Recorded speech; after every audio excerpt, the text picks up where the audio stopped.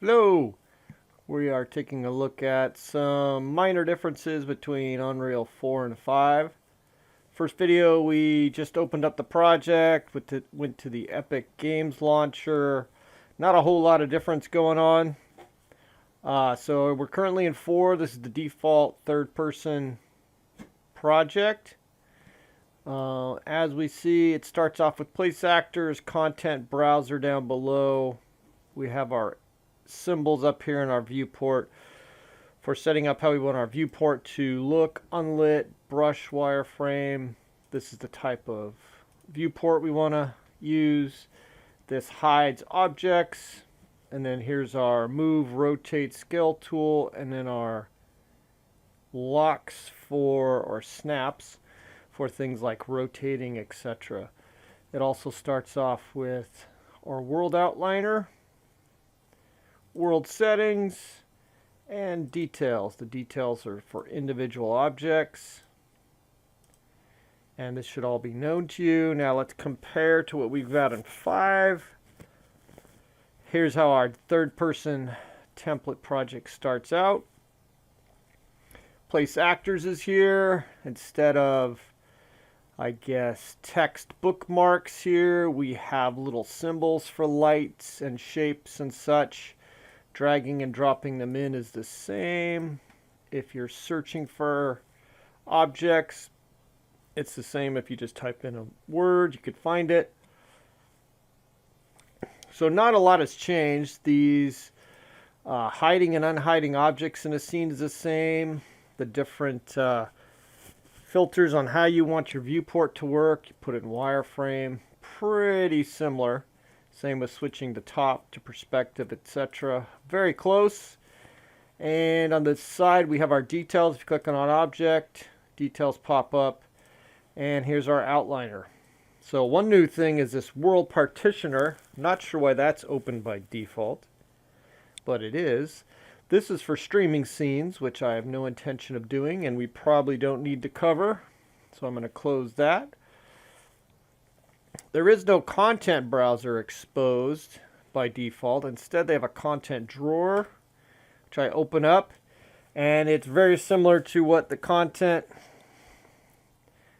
browser is in 4. The filters work the same. Right now it's filtering levels. So I click on the different folders. I see very much similar setup. Not seeing much of a change at all. Your output log is also part of this drawer, they call it, or I guess it's a shelf. I'm not sure what they're going to call it. Instead of a tab. You probably could go through and make it a tab or set it up as a window as you prefer.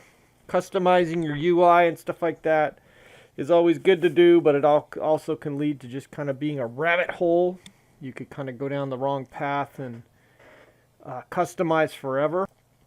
So whatever's comfortable to you is just fine. Let's try and drag this out and see if you could just... Nope. Doesn't just drag out.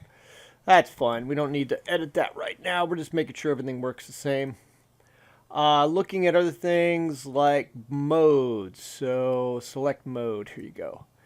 So in 4, if we had to build in brushes, we went into modes right here. And there was landscape tool, foliage tool, the brush editing. So as we wanted to build brushes, we went to geometry, pulled those out. Move them about, could scale, etc. And if we look in 5, let's see if that's the same.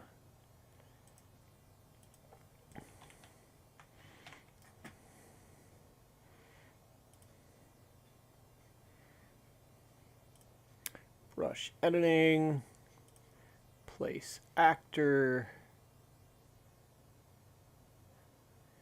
I'm not seeing, oh, geometry, there we go.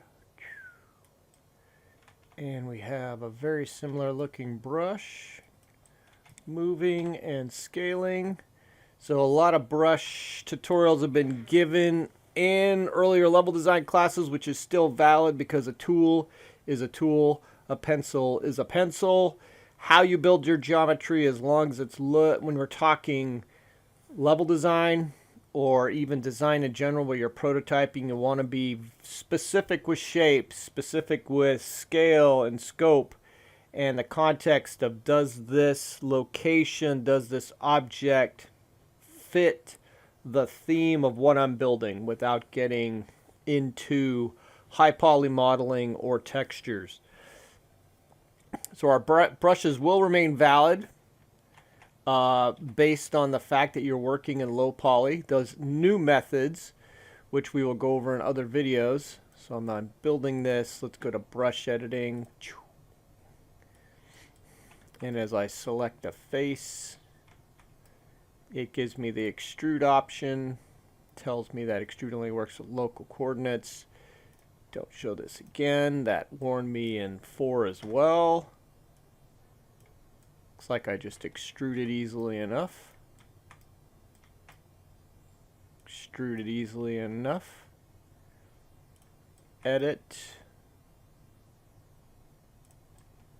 Select a edge. And does it offer split? Yep. Splits it nicely. Still hard to grab an edge, just like 4. Might actually be harder. Yeah, it's about the same. And split. Alright, and I'm going to grab a couple of these points and pull them up. Push that one down a little. Push that one in a little. Looks to be about the same. Brushes will eventually go away and be deprecated and gone forever, but it looks like we can still edit, still build with brushes. Let's try one more test, or a couple tests. Let's go to place actors, geometry. Let's grab a cylinder. Put this in here. Let's go to details. Let's bump up the sides.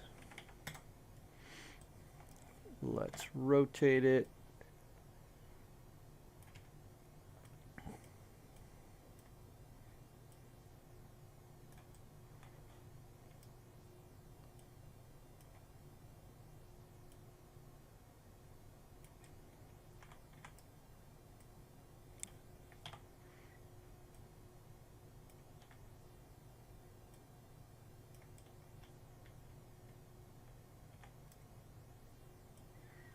Let's make it subtractive, which was very easy to find. It's right there, just like the old spot.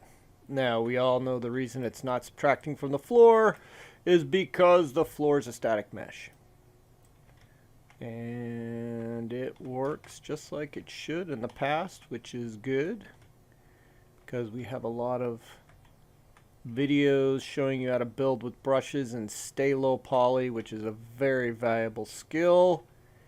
Do not get over modelly, if that's a real creative term. You want to stick with low poly models and a lot of design and a lot of, especially level design, yet make it look like someplace special.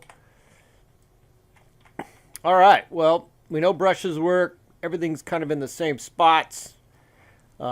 Looking about play is up top here. We found the different modes to set up. One thing is blueprints. I don't see the same selection up here. The platforms here is something that is new and is not was not as exposed in 4.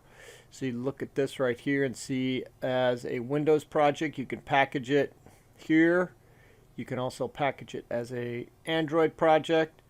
So it could also state, you could set up, do you want to keep the project settings from from development, or do you want to have a debug game, a development game, or a ship game? So this would take out different bits of code, and you wouldn't see things like text on screen being output, things like that, if you check the shipping box. So this was all in 4, just much more buried, which is nice and up front. And looking at blueprint, aha! So a new empty blueprint class. open level blueprint. Whoa.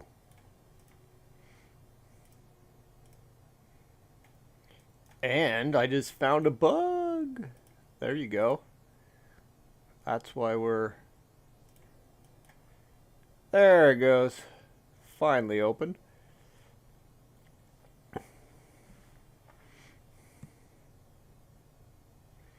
And this is the first confusing part I've seen now. I see my level blueprint graph. If I right click and say collision,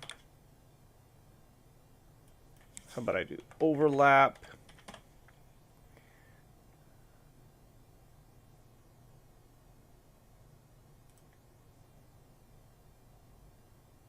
So this is definitely different. We are going to have to go into another video and just go over blueprints.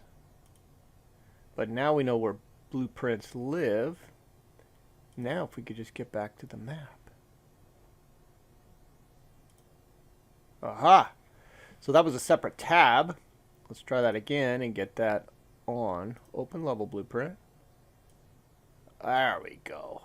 Oh, it's just a little hard to dock. There we go. It's its own separate tab. That's the perils of working in new software. Alright, so we've covered the basics. Brushes are still in and working.